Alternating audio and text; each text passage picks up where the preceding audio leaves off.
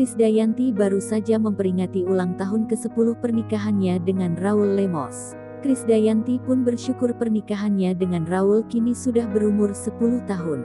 Namun, adik Yuni Shara itu harus ikhlas lantaran tak bisa merayakan momen tersebut bersama sang suami secara langsung. Pasalnya, Raul saat ini sedang berada di Timor Leste. Diakui Krisdayanti, baru kali ini ia terpisah oleh jarak dengan Raul di momen wedding anniversary. Kendati demikian, ibu 4 anak itu tetap bersyukur.